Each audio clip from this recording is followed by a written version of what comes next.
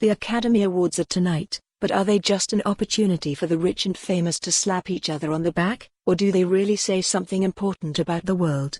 Writer at Large Neil Mackay takes a closer look. IT's Oscars night. The world will stop this evening to watch a carnival of wealth, adulation, fame, talent, glamour and, most of all, power. It is a night bestowed with global significance. Millions around the planet see it as the cultural and artistic heart of the year. We're told that the Oscars matter. But is that true? Do the Oscars say anything about the world we live in, about our culture, our society? Or is it all, as the cynics believe, just an empty, gaudy show that signifies nothing? Who decides?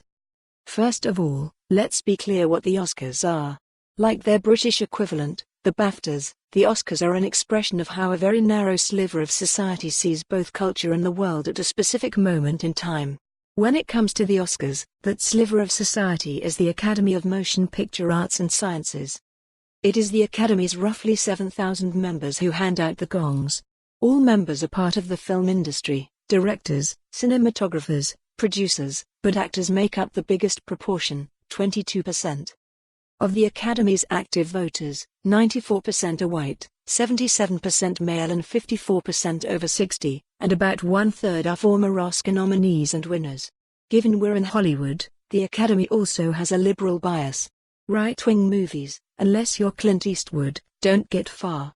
For such a youthful art form as cinema, the old, white, wealthy, male demographic is jarring, and it lies at the heart of the Oscars' diversity problem, with not enough black or female artists up for awards. The question of race. The movie Green Book, which won Oscars in 2019 for Best Picture, Best Original Screenplay and Best Supporting Actor for Mahershala Ali, is a good case study when it comes to liberalism and diversity. In an elevator pitch it sounds the perfect pro-diversity film. A white, working-class man learns to be a better person by working for an intellectual black man. The only problem is the film was hammered for its white savior narrative. In the film, the black guy only learns about himself thanks to the white guy. Green Book was criticized for perpetuating a fantasy that racism only happened in the past. It's set in the 1960s, rather than today.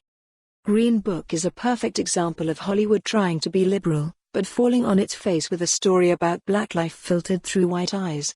If the Academy wanted to hand the Best Picture Oscar to a good film about race last year, it could have awarded BlacKkKlansman by Spike Lee. American Power. So the Oscars represent a very narrow worldview. They also represent a very American worldview. Of course, America. For more on this story, visit the news article link.